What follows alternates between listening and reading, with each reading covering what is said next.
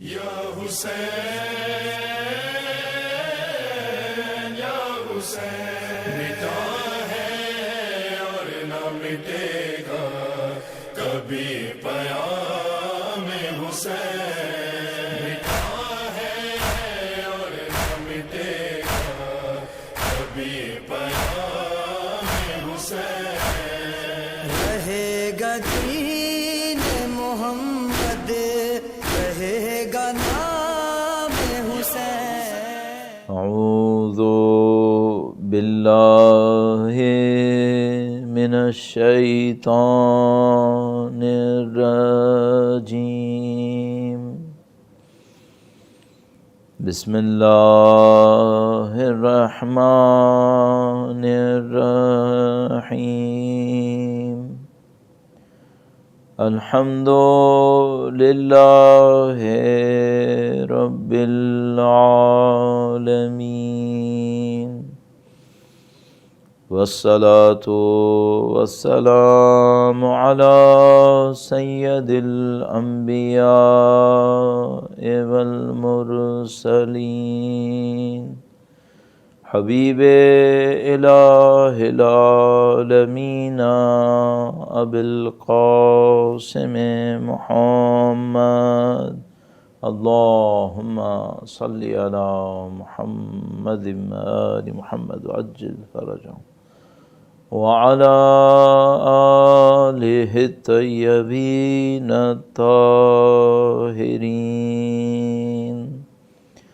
سیما بقیت اللہ فی الارضین، قال اللہ تعالی فی کتابہ الکریم، بسم اللہ الرحمن الرحیم، ام حسبت ان اصحاب الکہف والرقیم كانوا من آیاتنا عجبا۔ درود بھیجے گا محمد و آل محمد پر، اللہم صلی علی محمد و آل محمد وعجل فرجهم۔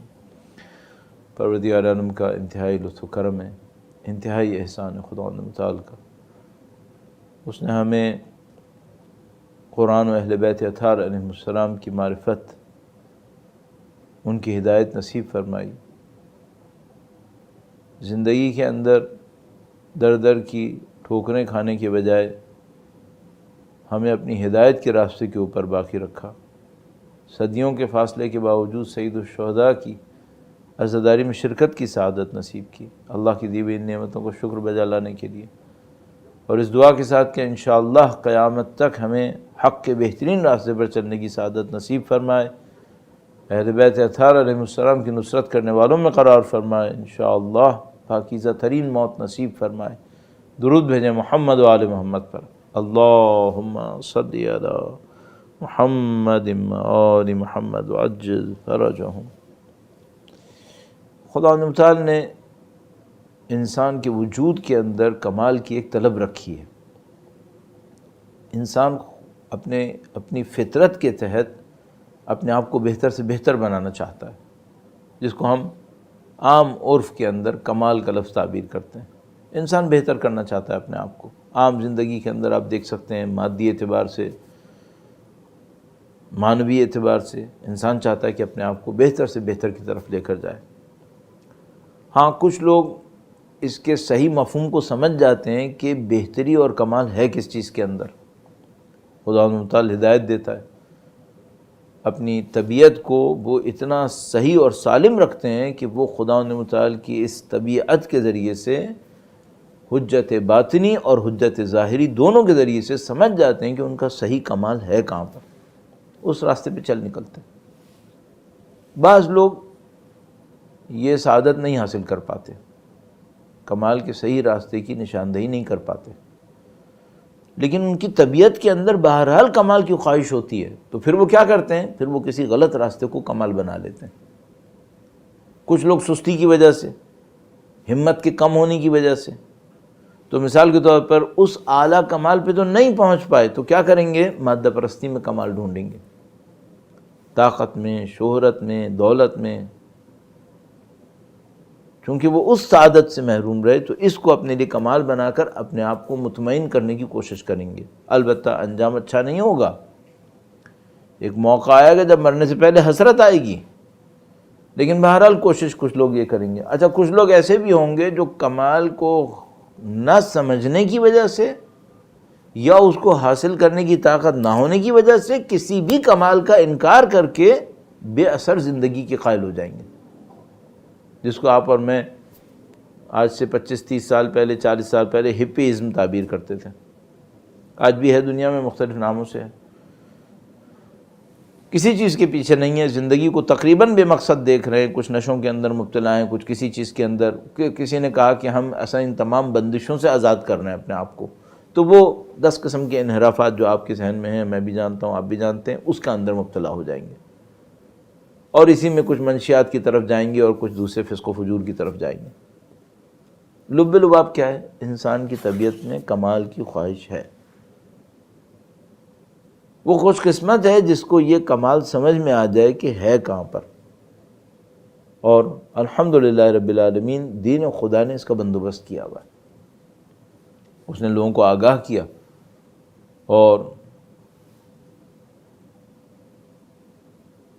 فرمایا کہ ہر شخص کے لیے ایک چہرہ ہے جس کو وہ لے کر چل رہا ہے، ہوا مولیہا، ہر شخص کے لیے ایک صورت ہے، ایک تصویر ہے، ہوا مولیہا، وہ اس کے پیچھے جا رہا ہے۔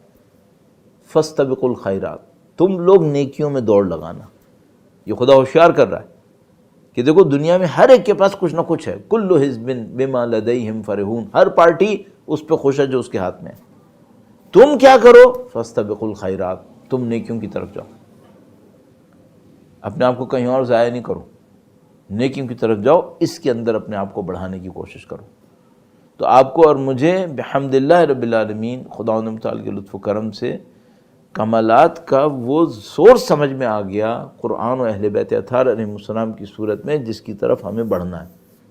اور کل ہم نے آپ کی خدمت میں عرض کیا کہ یہ جو یقین ہے اہل بیت اطہار علیہ السلام کے ماننے والوں کے اندر، اور یہ جو مقاومت کا عنصر ہے، اس کی پہلی بنیاد اللہ اور اہل بیت اطہار علیہ السلام کے درمیان جو رابطہ ہے، اہل بیت اطہار جس طریقے سے خداوند متعال سے رابطے میں ہیں، یہ اس مقاومت کی بنیاد بنتی ہے جو ان کے ماننے والوں کے اندر ہے۔ اب میں اس کو تھوڑا سا اور آپ کی خدمت میں عرض کروں گا، دوسرے عنصر کی طرف جانے کے لیے درود بھیجے گا محمد و آل محمد پر، اللہم صلی علی محمد و آل محمد وعجل فرجہم۔ یہ جو اہل بیت کے ماننے والے ہیں، جیسی اس عنصر کو سمجھ پائیں کہ ہمارے امام کے پاس ایک خاصیت ہے، اور وہ خاصیت خدا سے رابطہ ہے، اگلی چیز جو الٹیمیٹلی نیچرلی ذہن میں آئے گی وہ یہ کہ ان کی پیروی میں چلوں گا تاکہ اس رابطے میں بھی داخل ہو جاؤں، اور یہ اس مقاومت کو جس کو کہتے ہیں چار چاند لگا دے گی اگر انسان اس راستے کے اوپر چلنا شروع کر دے۔ البتہ ہم نے دیکھے ہیں ایسے اہل بیت کے چاہنے والے جو شاید ظاہری طور پر، جس کو ہم لوگ کہتے ہیں آفیشیلی، اس معنویت کے راستے پہ شاید نہ ہوں، لیکن قلباً مطمئن ہوں اہل بیت اطہار علیہ السلام کے اس مقام اور منزلت کے، اور بغیر اس راستے پر چلے اہل بیت اطہار پہ اعتماد کر کے وہ مقاومت دکھائیں جو شاید ہی ہر آدمی کے بس کی بات بھی نہ ہو، ایسی ایک مقاومت۔ لیکن جو اصل چلنے والے ہیں وہ کس راستے کے ہیں؟ وہ اس راستے پہ ہیں جو اس معنویت کے راستے پہ چلیں۔ کل میں نے آپ کی خدمت میں امیر المومنین کے بعض اصحاب کا تذکرہ کیا تھا جو امیر المومنین کے بہت نزدیکی اصحاب تھے، حضرت کمیل ابن زیاد جیسے لوگ اور دوسرے۔ یہ لوگ کون لوگ تھے؟ یہ وہ لوگ صرف نہیں تھے جنہوں نے امام کے مقام و منصب کو ایک معجزے کے اندر اور ایک مقام روحانی کے اندر دیکھا تھا، بلکہ یہ وہ لوگ تھے جو امام کی پیروی میں ان کے راستے کے اوپر چلنے کی کوشش بھی کر رہے تھے۔ یہ اہل معنویت تھے، یہ اہل عرفان تھے، یہ خدا سے انس کی دنیا میں داخل تھے۔ یہ مقاومت کا دوسرا عنصر ہے۔ پس مقاومت کا پہلا عنصر اہل بیت کا رابطہ خداوند متعال سے ہے، منصوص من اللہ ہونا، اتھارٹی ہونا قیامت کے لیے، آخرت کے لیے، دنیا کے لیے۔ دوسرا عنصر کیا ہے؟ دوسرا عنصر معنویت جو اہل بیت کے چاہنے والوں نے کسب کی ہے ان کی رہنمائی میں رہتے ہوئے۔ اس کو ہم مختلف ناموں سے تعبیر کرتے ہیں، کبھی ہم اس کو عرفان کہتے ہیں، کبھی ہم اس کو معنویت کہتے ہیں، کبھی ہم اس کو مثال کے طور پر تزکیہ نفس تعبیر کرتے ہیں، مختلف چیزیں اس کے لیے تعبیر کی جاتی ہیں، لیکن راستہ وہی راستہ ہے جو اہل بیت اطہار نے دیا ہے۔ اب اس کی مثالیں کیا ہیں؟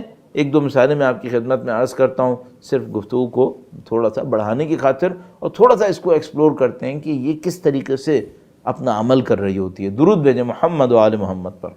اللہم صلی علی محمد و آل محمد وعجل فرجہم۔ ایک دفعہ ایسا ہوتا ہے کہ اہل بیت اطہار علیہ السلام ارشاد فرماتے ہیں کہ بھائی جب ایک امام دنیا سے چلے جائیں، دوسرے امام کا انتخاب ہونے لگے تو تم یہ نشانی تلاش کرنا، کل میں نے اشارہ کیا تھا آپ کی خدمت میں، یہ نشانی تلاش کرنا۔ تو یہ نشانی جو تلاش کرے تو وہ کیا تلاش کر رہا ہے؟ وہ امام کے مقام و منزلت کو تلاش کر رہا ہے کہ میرے سامنے کیسے یہ اشکار ہو کہ کون امام ہے۔ تو مثال کے طور پر ہمارے پاس روایت موجود ہے کہ ایک قافلہ آیا مدینے میں اور اس کو تلاش تھی کہ امام کون ہے، تو ایک مدعی تھا، ادعا کرنے والا تھا، اس کے پاس گئے اور اس سے کہا کہ دیکھو ہم سوالات لے کر آئیں اپنے علاقے سے، یہ سوالات لفافوں میں بند ہیں، ان لفافوں پر مہر لگی ہوئی ہے، مہر لگائی بھی ہے ہم نے، یعنی اگر کوئی کھولے گا تو ہمیں پتہ چل جائے گا کہ بھئی یہ لفافہ کھل گیا، صحیح ہے۔ انہوں نے کہا ہم لفافے لائیں، ان پہ سوالات ہیں، ان پہ مہر لگی ہوئی ہے، آپ ان سوالوں کے جواب ہمیں بتائیں۔ تو وہ جو مدعی تھا، جو غلط دعویٰ کر رہا تھا، اس نے کہا کہ بھئی کیا تم مجھ سے علم غیب مانگ رہے ہو؟ یعنی وہ کیسے بات کو نکالنے کی کوشش کر رہا ہے، کہہ رہا ہے کہ یہ تو غیب ہو گیا، اور غیب تو صرف خدا کے پاس ہے۔ انہوں نے جو آئے تھے انہوں نے کہا نہیں سرکار، ایسے نہیں ہے، یہ غیب نہیں ہے، پچھلے اماموں نے ہمیں یہی سکھایا اور کر کے دکھایا ہے، یہ غیب نہیں ہے، انہوں نے یہ کر کے دکھایا ہے، اور آپ نہیں کر رہے، اس کا مطلب یہ کہ نہیں، یہ وہ مقام نہیں ہے، وہ منصب نہیں ہے۔ اور جب وہ امام برحق کے سامنے پہنچے تو انہوں نے یہی بات کہی امام سے، تو امام نے بات سنی، مسکرائے اور فرمایا کہ لفافے مجھے مت دو، مہریں کھولو اور دیکھو کہ میں جواب لکھ چکا ہوں، جواب لکھ چکا ہوں۔ درود بھیجے گا محمد و آل محمد پر۔ اللہم صلی علی محمد و آل محمد وعجل فرج۔ یہ مقام اہل بیت اطہار علیہ السلام شناخت کے لیے ایسے کہا۔ یا مثال کے طور پر روایت موجود ہے کہ ایک شخص آیا، اس نے کہا مولا آپ کے بعد ہم کسی تردد میں نہ پھنس جائیں، ہم کسی دشواری میں نہ پھنس جائیں، ہمیں کوئی راستہ بتائیے۔ فرمایا ہاں اس کا راستہ ہے۔ پتھر کی ایک سل منگوائی، اس کے اوپر ہاتھ رکھے، دستائے مبارک کو رکھا، اور وہ دستائے مبارک امام کے اس پتھر کی سل کے اندر دبنا شروع ہو گئے، اور اس پتھر کی سل پر امام کے ہاتھوں کے مقدس نشانات ظاہر ہو گئے۔ فرمایا جو اگلا امام ہوگا وہ یہ کر کے دکھائے گا تمہیں، وہ یہ کر کے دکھائے گا۔ ایک روایت میں یہ بھی موجود ہے۔ یہ کام ہے، یہ کیا ہے؟ یہ عام لوگوں کو بتایا جا رہا ہے کہ تم اپنے امام کو پہچاننے لگو تو ایسے پہچانو، صحیح ہے؟ یہ پہلا والا مقاومتی عنصر ہے، اس کو دیکھ کر انسان کے دل میں یقین آئے اور اس یقین کے نتیجے میں پھر وہ ہر قسم کی قربانی دینے کو تیار ہے۔ دوسرے والا کیا ہے؟ دوسرے والے میں وہ بندہ خود چینل میں آتا ہے، جو امام کا شاگرد ہے، خود چینل کے اندر آتا ہے اور خود اس مرحلے کو اپنے اندر احساس کرتا ہے کہ ان کی عظمت کو معنوی سطح پر سمجھے کہ کیا ہے۔ البتہ اپنی اپنی کیپیسٹی میں۔ ایک مثال عرض کروں گا، درود بھیجے گا محمد و آل محمد پر۔ اللہم صلی علی محمد و آل محمد وعجل فرجہم۔ مشہور و معروف مثال بیان کرتے ہیں کہ جب حضرت ابراہیم علیہ السلام نے اللہ سے کہا کہ اے خدا تو کیسے خلق کرتا ہے، تو خدا متعال نے یہ نہیں کہا کہ اے ابراہیم علیہ السلام میں اشارہ کرتا ہوں اور خلق کر دیتا ہوں، کن کہتا ہوں تو یکن، وہ ہو جاتی ہیں چیزیں، کن کا مطلب ہو جا اور وہ ہو جاتی ہیں۔ خدا نے جواب نہیں کہا اے ابراہیم علیہ السلام تم کو ہم خود خلقت کے لائن میں کھڑا کر کے دکھائیں گے جب تم خود چینل بنو گے کہ یہ خلق کیسی ہوتی ہے۔ اب جب حضرت ابراہیم علیہ السلام نے وہ 4 پرندوں کو بلایا تو حضرت ابراہیم نے خلق نہیں کیا تھا، جو کچھ خلق کیا وہ خدا نے خلق کیا تھا، چینل کون بنا؟ حضرت ابراہیم. اب یقین کتنا ہوا ہوگا. یہ صرف دیکھنے سے نہیں ہوتا. ان قرآن کریم میں جہاں اس واقعے کا تذکرہ اس سے پہلے کی آیات کریمہ میں یہ لکھا ہے کہ کبھی ہمیشہ خدا ایسے نہیں کرتا. ایسا بھی ہوا ہے کہ ایک نبی ایک جگہ سے گزر رہے ہیں اور ایک آبادی کو انہوں نے ویران دیکھا اور کہا خدایا تو اس کو کیسے خلق کرے گا. تقریباً وہی بات جو حضرت ابراہیم علیہ السلام نے کہی. خداوند متعال نے ان کو بھی سلا دیا، بظاہر مار دیا، سواری بھی مر گئی، وہ بھی وہیں پڑے رہے. 100 سال کے بعد اٹھایا اور 100 سال کے بعد اٹھا کر پوچھا کہ اب دیکھو اپنی آنکھوں سے، اور ان کے سامنے ان کی سواری کو زندہ کیا. اب چینل میں نہیں بنایا، آبزرور بنایا. ان سے کہا تم دیکھو. چینل میں نہیں آئے. البتہ شاید حضرت ابراہیم علیہ السلام کے کوئی معنوی مقام ہوگا کہ وہ چینل میں آ سکتے ہوں، یا کوئی اور مصلحت ہوگی. بہرحال اس واقعے کے اندر وہ چینل میں نہیں آئے، آبزرور کے طور پہ رہے. اور اس کے بعد کہا کہ دیکھو تم اپنے کھانے کو دیکھو، 100 سال ہو گئے پڑا ہوا، لم یتسنہ، یہ تو بالکل بھی خراب نہیں ہوا. اور وہ جانور جو مر گیا تھا اس کے جسم پہ کیسے ہڈیاں اور گوشت چڑھایا خدا نے، دیکھو اپنی آنکھوں سے. آبزرو کروایا اور یقین دلا دیا کہ دیکھو خدا خلق کرتا ہے. حضرت ابراہیم علیہ السلام کو خود چینل کے اندر قرار دیا. یہ جو مقاومت کا دوسرا عنصر ہے وہ کون سا ہے؟ جب کوئی انسان اہل بیت اطہار علیہ السلام سے سیکھتا ہے اور سیکھنے کے بعد خود اس روحانیت اور معنویت کی وادی میں اتر کے احساس کرتا ہے یہاں ہو کیا رہا ہے.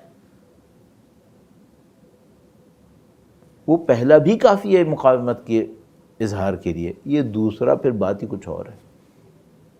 اور وہ جو میں نے کل مثالیں دی آسان کرنے کے لیے حضرت میثم بن عمار اور دوسرے لوگوں کی، وہ صرف یہ نہیں تھا کہ انہوں نے بار بار سے دیکھا تھا، نہیں، خود بھی اہل کمال تھے اور ان باتوں کو احساس کر رہے تھے اندر تک جا کر کہ یہ معاملات کیا معاملات ہیں، اور وہاں جا کر اہل بیت اطہار علیہ السلام کی شان و عظمت کو احساس کیا ہوا تھا. تو پھر تو ظاہر بات ہی کچھ اور ہو جاتی ہے. ایک مثال عرض کرتا ہوں آپ سے، مخالفین کی حد میں رکھتے ہوئے درود بھیجے گا محمد و آل محمد پر. اللہم صلی علی محمد و آل محمد وعجل فرجہم. عباسی خلیفہ ہے، امام کو اپنے لشکر کی شان و شوکت دکھانے کے لیے ایک مینار پر لے کر گیا ہے. لشکر بہت بڑا ہے، کہہ سکتے ہیں مثلا ابھی جو عدد ہمارے ذہن میں ہے وہ مثال کے طور پر 100,000 سے زیادہ کا اس کی آرمی ہے، اور سب مسلح، ساز و سامان کے ساتھ، پورے اکوپمنٹ کے ساتھ ایک میدان میں کھڑا کرتا ہے. اب آپ سوچئے 100,000 آرمی کتنی بنتی ہے. میں اور آپ تھوڑا سا کراؤڈ دیکھ لیتے ہیں نا روڈ کے اوپر 25 ہزار کا، تو ہم سمجھتے ہیں پتہ نہیں کیا ہو گیا. 100,000 کی مثلا آرمی کھڑی ہو میدان کے اندر تو پتہ نہیں کیا منظر ہوتا ہے وہ. اور وہ ایک مینار کے اوپر لے گیا اور امام کو کہا یہ میری آرمی ہے. اس نے کہا تھوڑی دیر میں اس کے اوپر ایک حالت طاری ہوئی، بے ہوش ہو گیا. فوراً واپس آیا، مینار سے نیچے اترا، یہ تھا وہ تھا. واپس لوگوں نے بعد میں پوچھا بھائی کیا ہوا، کیوں بے ہوش ہو گئے سرکار؟ تو اس نے کہا کہ جب میں نے ان سے یہ کہا تو اچانک آسمان کے اوپر ایک ایسا لشکر مجھے نظر آیا فرشتوں کا جس کا کوئی اختتام نہیں تھا. اب یہ جو 100,000 کی آرمی کو دیکھ رہا ہے اس کو تو پتہ ہے نا کہ بھئی 100,000 سے بڑھ کر کیا ہونا چاہیے پھر. تو کہتا ہے میں نے فرشتوں کا ایسا لشکر دیکھا جس کا کوئی اختتام نہیں تھا اور وہ سب میری طرف حملہ آور تھے کہ اس کو ختم کرو. کہنے کا اس لشکر کی ہیبت اتنی زیادہ تھی کہ میرا دل برداشت نہیں کر سکا، میں بے ہوش ہو گیا. اگر کسی کو خدا نواز دے، یہ تو دشمن تھا، اس کو تو ظاہر ہے کچھ اور ہی دکھانا تھا، لیکن اگر کوئی خدا کسی کو یہ نواز دے کہ وہ اس معنوی دنیا میں اہل بیت اطہار کی شان و شوکت دیکھ لے، ان کی عظمت، ان کا وقار دیکھ لے، تو اس کی مقاومت کہاں پہنچے گی؟ الحمدللہ رب العالمین. پھر وہ مطمئن ہوگا. اور اس کا راستہ خدا نے عام انسانوں کے لیے بھی کھلا رکھا ہے اپنی اپنی کیپیسٹی میں. چند جملے عرض کروں گا، درود بھیجے گا محمد و آل محمد پر. اللہم صلی علی محمد و آل محمد وعجل فرجہم. یہ جو عبادات رکھی گئی ہیں یہ ساری عرفاء کے لیے ہیں؟ نہیں، عام آدمیوں کے لیے. ظاہر عام آدمی ہوتے ہیں، عارف بنتے ہیں بعد میں. بورن تو عارف نہیں ہوتا کوئی. آیت اللہ عظمیٰ بہجت مرحوم علی اللہ مقام شریف پیدائش تو عارف نہیں ہے، محنت کی ہے، کسب کیا ہے. البتہ ماں باپ کی دعائیں ہوتی ہیں، بہت ساری چیزیں ہوتی ہیں اس کے اندر، لیکن بہرحال کسب کیا. تو یہ عبادتیں کام آتی ہیں؟ ہاں بالکل کام آتی ہیں. مثلا اگر کوئی عام انسان ان کی پیروی کرے، ان قوانین کی اور ان اصولوں کی، کیا وہ بھی معنویت حاصل کرے گا؟ 100%. کیوں نہیں حاصل کرے گا؟ کیا معنویت کسی خاص قبیلے کی میراث بن گئی ہے کیا؟ نہیں.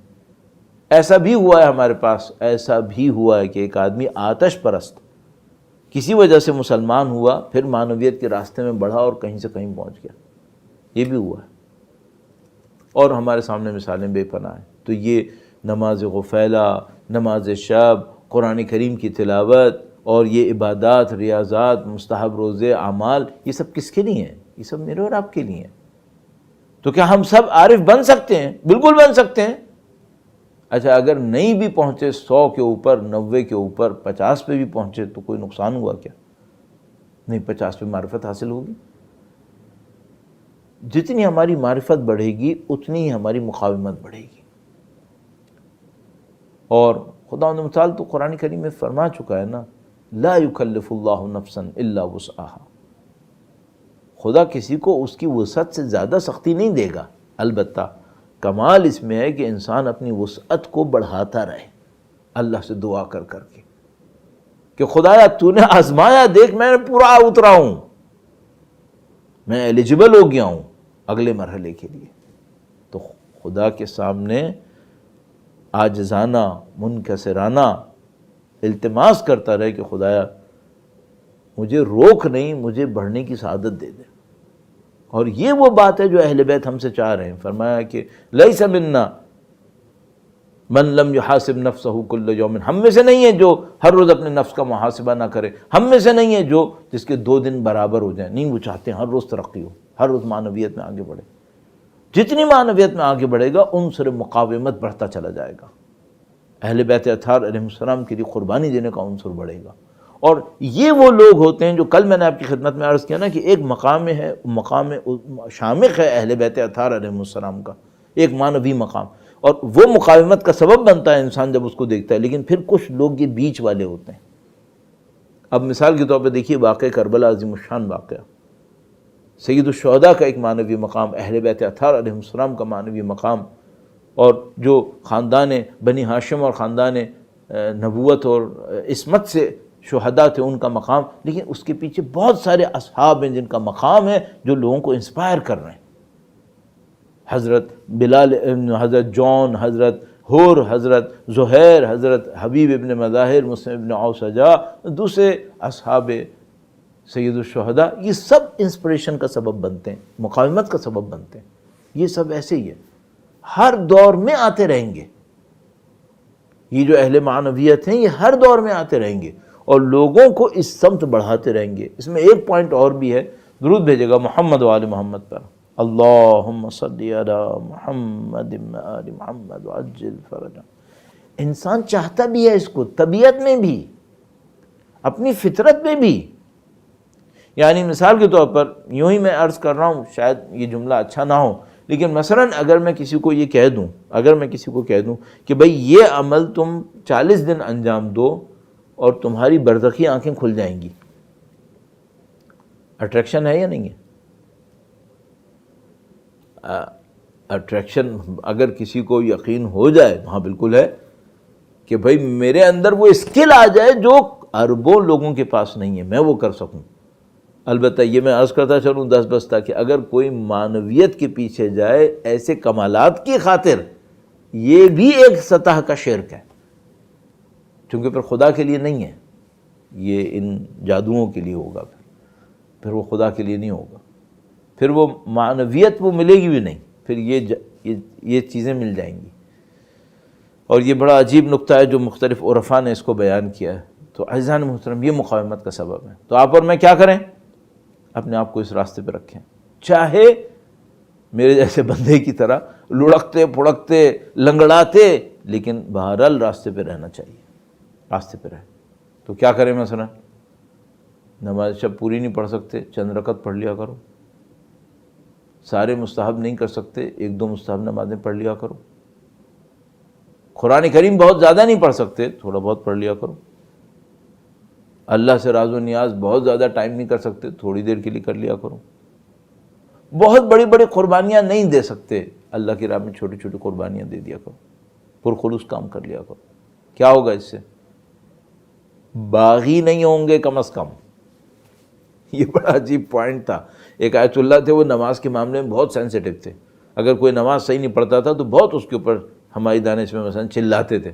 تو وہ ایک جگہ بیٹھے ہوئے وضو کر رہے تھے، ایک آدمی آیا مسجد میں نماز پڑھنے کے لیے، اب پتہ نہیں وہاں پہ جماعت ہونی تھی یا نہیں ہونی تھی، کیا ہونا تھا، وہ آیا بندہ خدا، ابھی یہ وضو کر رہے تھے آیت اللہ بہت سکون سے، اس نے اتنی دیر میں وضو کیا، نماز پڑھی، ابھی یہ وضو کر کے ختم کر رہے تھے اور وہ صاحب نماز پڑھ کے فارغ باہر جانے والا، آیت اللہ نے روک لیا۔ اس کو پتا تھا آیت اللہ بہت ڈانٹتے ہیں، تو آیت اللہ نے پوچھا ادھر آؤ، یہ تم نے نماز پڑھی ہے، یہ تم نے کیا کیا ابھی؟ کہنے لگا کچھ نہیں کیا۔ کہا تم نے وضو نہیں کیا تھا؟ کہنے لگا ہاں۔ کہا یہ اندر جا کے کیا کیا تھا تم نے؟ اب آیت اللہ کہنا چاہ رہے تھے کہ وہ کہتا میں نماز پڑھی، تو پوچھتے کیسی نماز پڑھی تم نے؟ اس نے کہا میں نے کچھ نہیں کیا۔ میں نے کہا تم کیسے کہہ رہے ہو کچھ نہیں کیا؟ تم کھڑے ہوتے تھے، جھکتے تھے، رکتے سجدے میں جاتے تھے۔ کہنے لگا ہاں کیا تھا۔ تو کہا یہ نماز نہیں تھی؟ کہنے لگا نہیں نماز نہیں تھی۔ کہا نماز نہیں تھی تو کیا تھا یہ؟ اس نے بڑا عجیب جملہ استعمال کیا، اس نے کہا کہ آغا صاحب نماز نہیں پڑھی تھی، خدا سے یہ کہنے آیا تھا کہ خدایا تیرا اچھا بندہ نہیں ہوں لیکن باغی بھی نہیں ہوں، تیرا منکر نہیں ہوں، اچھا بندہ نہیں ہوں، اچھی نماز نہیں پڑھتا، لیکن تیرا منکر نہیں ہوں، باغی نہیں ہوں، اپنی وفاداری کا یقین دلانے آیا تھا، اچھی نماز نہیں پڑھی۔ آیت اللہ بہت متاثر ہوئے، رونے لگے،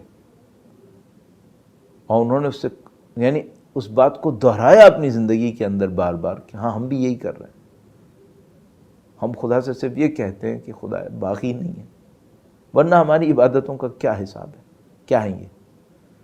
کبھی یہ شرط نہیں ہوتی، کبھی وہ شرط نہیں ہوتی، کبھی یہاں مشکل کبھی وہاں مشکل، اس کو سیو تو وہاں سے ادھر جائے، یہ عالم ہے ہماری تو نمازوں کا اور عبادتوں کا۔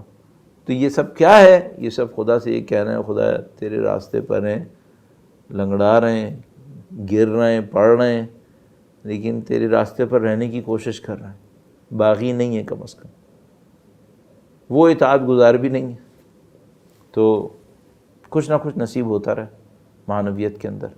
اب جیسے میں نے پچھلے مقاومتی عنصر کے لیے کہا تھا کہ بھئی وہ جو مقاومتی عنصر تھا اس کو کوئی خطرہ تھا، اس کو بھی خطرے ہیں، 2 خطرے عرض کروں گا اور اس کا حل درود بھیجے گا محمد و آل محمد پر، اللہم صلی علی محمد آل محمد عجل فرجہم۔ اس کو کیا خطرہ لاحق ہے؟ اس کو خطرہ لاحق ہے مصنوعی عرفان سے۔ یہ کیا چیز ہے؟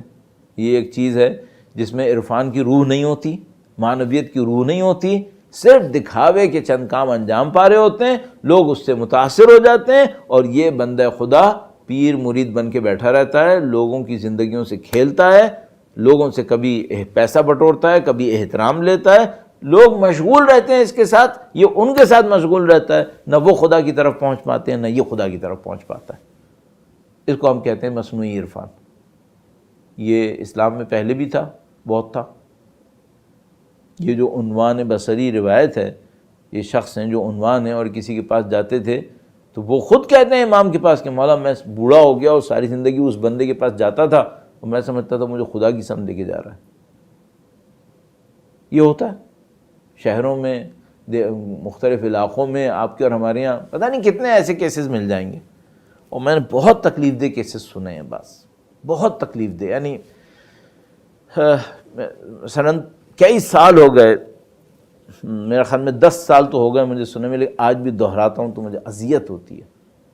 تو مثلاً ایک بندے نے مجھے بتایا، کہنے کہ مولانا میں ایک بندے کا اسی طرح معتقد ہو گیا تھا، اس بندے نے میری زندگی تہس نہس کر دی، اور اتنا بیچارے نے ڈپریس ہو کر مجھ سے کہا کہ مولانا کوئی امکان ہے کہ میں جہنم میں نہ جاؤں؟ میں نے کہا بھائی بندے خدا کیسی باتیں کر رہے ہو، کیوں تم اس طرح کہہ رہے ہو جہنم میں نہ جاؤں، اللہ محفوظ کرنے والا ہے؟ کہنے لگا نہیں مولانا آپ خود مجھے بتائیں، اگر کوئی اپنے والدین کو ناراض کرے، اتنا ناراض کرے کہ وہ ناراضگی کے عالم میں مر جائیں، اس کا بچنے کا کوئی امکان ہے؟ ایک دفعہ تو میں بھی ہل گیا، میں نے کہا بندے خدا کیوں ایسی باتیں کہہ رہے ہو؟ کہنا مولانا میرے ساتھ ہو گیا۔ میں نے کہا کیا ہوا؟ اب وہ بتانے لگا، کہنے لگا میں کسی کا معتقد ہو گیا تھا اور میں سمجھ رہا تھا یہ اللہ والا ہے اور اس کا امام سے کوئی رابطہ ہے۔ اس انسان نے میری زندگی کی ہر چیز لوٹ لی، جتنی میری میٹیریل اچیومنٹ تھی، جتنی میری دولت تھی، جتنا کچھ بھی میرے پاس تھا، یہ سب اس نے لے لیا۔ اس نے جو سب سے بڑا ستم کیا وہ یہ کہ چونکہ یہ ڈرتا تھا کہ میرے والدین مجھے سمجھائیں گے، اس نے مجھے میرے والدین سے کاٹ دیا، مجھے علیحدہ کر دیا، میرے والدین کو علیحدہ کر دیا۔ میرے والدین بیچارے تنہائیوں کے اندر پڑے رہے، مجھ سے کہتے رہے یہ کر لو یہ کر لو، میں نے کبھی نہیں کیا کیونکہ یہ مجھے سناتا رہتا تھا۔ اور اسی عالم میں میرے والدین تنہائی کے اندر پریشان ہو کے مر گئے کہ میری آخرت کا اور دنیا کا کیا ہوگا جو میں اس کے ہاتھوں پڑا ہوا ہوں۔ کہنے کا مجھے احساس نہیں ہوا، جب وہ مر گئے تب کہیں جا کے میری کچھ آنکھیں کھلی کہ یہ میں نے زندگی میں کیا کیا اپنے ساتھ۔ پھر کہنے لگا اس کے ساتھ پھر اس کی جو ہے وہ راز میرے اوپر کھلنا شروع ہوئے کہ اس نے میرے ساتھ یہ کیا، اس نے میرے ساتھ یہ کیا۔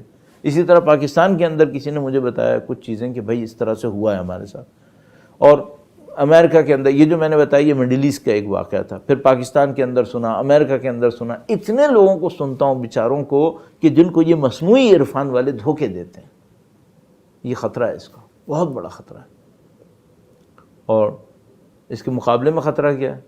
ایک اور خطرہ بھی ہے، وہ یہ کہ کوئی اس میں اتنا غرق ہو جائے کہ وہ اپنی دنیا کو ہی بھلا دے، اپنی معاشرتی ذمہ داریوں کو، اور جس کو ہم لوگ رہبانیت تعبیر کرتے ہیں، کوئی اس کے اندر چلا جائے اتنا آگے، پھر وہ اس کو پتہ نہیں کہ کوئی کسی پہ کنٹرول مل جائے، جنوں کے اوپر، اس کے اوپر، اس کے اوپر، وہ بڑا خوش ہو میں نے یہ کر لیا، میں نے وہ کر لیا۔ اور اس سے کوئی پوچھے بھائی تو بندے خدا جو اہل بیت دنیا میں رہتے تھے، بندوں کے کام آتے تھے، بندوں کے ساتھ زندگی گزارتے تھے، تو کہاں پر ہے؟ وہ سب بھول جا۔ تو یہ دو خطرے موجود ہیں، ایک مصنوعی عرفان کا، اور اس کے اندر عرفان کے نام پر ایک اور افراطیت، وہ بھی مصنوعی عرفان ہے لیکن افراطیت کے اندر۔ ان سے بچنے کا راستہ کیا ہے؟ ان سے بچنے کا راستہ نمبر ایک، اہل بیت سے سچا توسل، اور نمبر دو وہی جو پہلے والے کے بارے میں میں نے عرض کیا تھا، اصالت، اصل کے اوپر باقی رہیں۔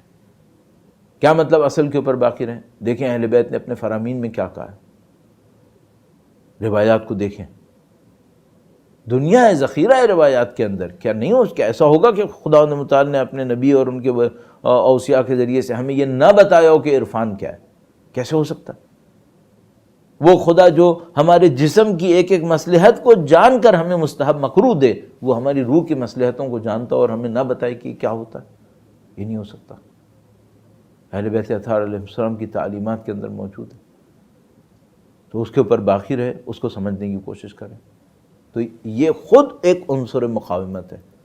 اور یہ جو آپ اس وقت الحمدللہ رب العالمین ایک تبدیلی دیکھ رہے ہیں پوری دنیا کے اندر اہل بیت اطہار علیہ السلام کے مکتب کے عنوان سے، بحمد اللہ رب العالمین اس میں کچھ بڑے بڑے عرفاء کا اثر ہے۔ اب میں اس کو کئی دفعہ عرض کر چکا ہوں، اور بعض اوقات دوست احباب ہم پہ اعتراض بھی کرتے ہیں کہ بھئی ایسی باتیں مت کرو، یہ کرو وہ کرو، تو بہرحال میں بھی اوائڈ کرتا ہوں۔ لیکن اگر آپ تھوڑا سا جا کے اسٹڈی کر لیں تو یہ جتنا بھی آپ ماحول دیکھ رہے ہیں، جس پہ مثلا آیت اللہ دستغیب شیرازی کا اثر ہے، آیت اللہ محمد حسین طباطبائی کا ایک اثر ہے، امام خمینی کی ذات کا ہے، اور دوسرے لوگوں کا ہے، ان سب کو آپ اور پیچھے جا کر دیکھیں تو مثال کے طور پر آیت اللہ سید علی قاضی طباطبائی ہیں اور ان کے اساتذہ ہیں، وہ وہاں سے شروع ہو رہا ہے۔ اور مثلا نجف اشرف سے کسب فیض کرنے والے یہ سب لوگ اپنے عرفان کے ذریعے سے، آیت اللہ العظمیٰ بہجت کے ذریعے سے، یہ سب متاثر کر رہے ہیں اپنے میدان کو۔ اور الحمدللہ رب العالمین ہم اور آپ، جو میں عرض کرتا ہوں سنہری دور میں، ایک وجہ یہ ہے، ہم سنہری دور میں، اچھے دور میں، بہت اچھے دور میں۔ ضرورت کیا ہے ہمارے لیے؟ اس میدان میں آگے بڑھیں، اس میدان میں لے کر اپنے آپ کو چلیں۔ بحمدللہ رب العالمین اس میدان کی بہت بڑی ایک طاقت کہ جو اس کے ذریعے سے اگر آگے بڑھے تو بہت ہی کام آسان ہے، سید الشہداء کی پرخلوص محبت ہے، سید الشہداء کی پرخلوص محبت۔ لہذا پہلے بھی کہیں کہہ چکا ہوں، میں نے نہیں سنا کبھی کہ کوئی بڑا عارف بناؤ بغیر زیارت عاشوراء کے، کہ کئی لوگ بیان کرتے ہیں اس کو۔ آیت اللہ العظمہ بہجت مداومت رکھتے تھے اس بات کے اوپر، روزانہ پڑھنی ہے، اور جہاں تک میں نے پڑھا ہے پوری 100 مرتبہ لعن اور سلام کے ساتھ پڑھا کرتے تھے۔ تو یہ سید الشہداء کی جو عقیدت ہے یہ تو معنویت کے لیے بہت بڑا ایک راستہ ہے۔ بدقسمتی اس وقت آتی ہے جب کوئی سید الشہداء کی محبت کو، عزاداری کو، آنسوؤں کو استعمال کرے دنیا کے لیے، نوکری لگوا لے، کاروبار بڑھوا لے، یہ کروا لے، وہ کروا لے، سب ہو سکتا ہے، اصل یہ نہیں ہے، اصل کچھ اور ہے۔ اصل وہ قرب اہل بیت اطہار علیہ السلام، اور یہ عزاداری انسان کو کہیں سے کہیں پہنچا سکتی ہے۔ تو آیت اللہ اشتہاردی سے میں نے خود سنا، جو مجھے یاد آتا ہے، بہت وقت پہلے کی بات ہے، شاید 88 کی بات ہے، 1988 کی شاید، خود انہوں نے سنایا کہ کتنی مرتبہ ایسا ہوتا ہے۔ ان کے واقعے میں تو ایک دفعہ تھا، لیکن ہوتا ہے، بی بی تشریف لاتی ہیں، کسی مجلس کو قبول فرماتی ہیں، تمہاری یہ مجلس ہم نے قبول کی۔ ہوتا ہے بہت، کوئی مجلس انہیں قبول ہوتی ہے، خود تشریف لا کے بولتی ہے، نظر لطف فرما دیتی ہے، تمہاری یہ ادا ہم نے قبول فرمائی، تم نے وہ جو گریہ کیا وہ ہمیں پسند آیا، کاش ہم لوگ اتنے خوش نصیب ہو کہ ہمارا کوئی آنسو انہیں پسند آئے، کاش وہ نظر لطف کبھی ہمارے اوپر بھی آئے۔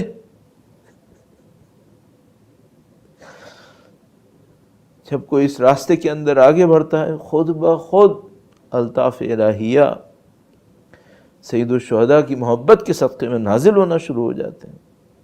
اب تصور کریں، آج کوئی 1400 سال کے بعد ان کے غم میں روئے نہ ان حالات کے اندر جو کربلا میں تھے، اپنے گھروں میں بیٹھ کر، اپنے شہروں میں رہتے ہوئے، تو ان کی نظر لطف ہے۔ اور اگر کوئی ان کے راستے میں جہاد کر رہا ہو، یہ جو ہمارے مجاہدین گئے اور مقامات مقدسہ کا دفاع کیا، انہوں نے اہل بیت اطہار علیہ السلام کی فضیلتوں کو درک کیا، ان میں سے بعض نہیں معلوم کن کن مقامات پہ فائز ہو گئے ہوں گے۔ انہوں نے اپنی جانوں کے نذرانے پیش کر دیے۔ اہل بیت اطہار علیہ السلام قدردان ہیں، وہ تو دو آنسوؤں کی قدر کرنے والے ہیں، اور خون کی جو ان کی راہ میں دیا گیا ہو۔ اللہ اکبر!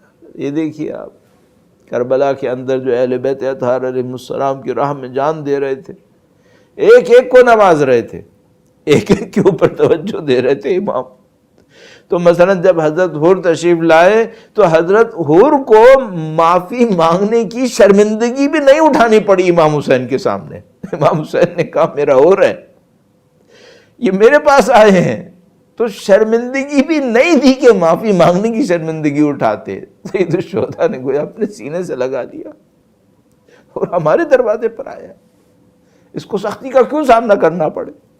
اور اس کے بعد جب حضرت حور اپنے جوان بیٹے کا لاشا اٹھانے گئے تو پھر سید الشہداء تشریف لائے، کہا حور بس کرو، جوان کا تمہارے میں لاشا لے کر آؤں گا۔ ایک ایک کے لیے خود جاتے تھے، اس جون حبشی کے لیے خود گئے۔ جب حضرت حور کے لیے سید الشہداء گئے تو حور اپنے نصیب کے اوپر خوش ہوئے کہ گویا بی بی سیدہ نے میری توبہ قبول کر لی، تبھی تو حسین آئے مجھے کہنے کے لیے الوداع۔ اور جب حور کی پیشانی کے اوپر خون دیکھا اور وہاں سے خون نکل رہا تھا تو سید الشہداء نے اپنا رومال حور کی پیشانی کے اوپر باندھ کے خون کو روکا ہے۔ اب یہ رومال نہیں معلوم کون سا معجزاتی رومال تھا، اس کے بارے میں بیان ہے ہمارے پاس تاریخ کے اندر، مستند بیان، کہ مثلا شاہ عباس صفوی جا کر حضرت حور کی قبر کو کھلواتا ہے کہ مجھے یہ رومال چاہیے ہے، یہ رومال چاہیے۔ جب وہ رومال اٹھانے لگتا ہے، جیسے ہی رومال کھولتے ہیں وہاں سے پھر خون نکلنا شروع ہو جاتا ہے۔ تو لوگ سمجھاتے ہیں کہ دیکھو یہ امام حسین نے حور کو ہدیہ دیا ہے، یہ بی بی سیدہ کا دیا ہوا تحفہ ہے، یہ کوئی نہیں لے سکے گا۔ تو میں جب ان چیزوں کو دیکھتا ہوں تو کہتا ہوں خدایا کیا ایسا ہو سکتا ہے کہ ہم جو زندگی میں امام حسین کے غم میں روئے ہمیں کوئی ایک آنسو ایسا مل جائے جس پر بی بی سیدہ کو تحفے میں دے دیں؟ کوئی ایک آنسو ایسا ہو جائے جو ان کی بارگاہ میں قبول ہو جائے اور اس کے بدلے میں ہمیں کچھ نصیب ہو جائے تو ہماری قسمتیں کھل جائیں گی، اس طرح اور کی قسمتیں کھل گئیں، اصحاب امام حسین کی قسمتیں کھلیں۔ خدایا اس قلیل کو اپنی بارگاہ میں قبول فرما، اے پاک پروردگار، بحق امام حسین، بحق بی بی سیدہ طاہرہ سلام اللہ علیہا، ان کی نورانیت سے ہمارے دلوں کو منور فرما۔ اے پاک پروردگار، دنیا اور آخرت میں اہل بیت کی ہمراہی، ان کی شفاعت، ان کی شفقتیں نصیب فرما۔ بالاخص مرحومین کو اہل بیت اطہار کی شفاعتیں نصیب فرما، بیماروں کو شفا نصیب فرما۔ پاک پروردگار، تجھے واسطہ بیمار کربلا کا ہمارے تمام بیماروں کو دنیا میں جہاں کہیں بھی ہوں، بالاخص جو اس مشکل کے اندر مبتلا ہے، بیماری خاص کے اندر، خدایا سب کو شفا نصیب فرما۔ خدایا ظہور بابرکت امام مبارک میں تعجیل فرما، ان کی نصرت کی سعادت نصیب فرما، اس راہ میں شہادت نصیب فرما۔ ربنا تقبل منا انک انت السمیع العلیم وتب علینا انک انت التواب الرحیم بجاہ محمد وعترتہ الطاہرین۔ اللہم صلی علی محمد وآل محمد وعجل فرجهم۔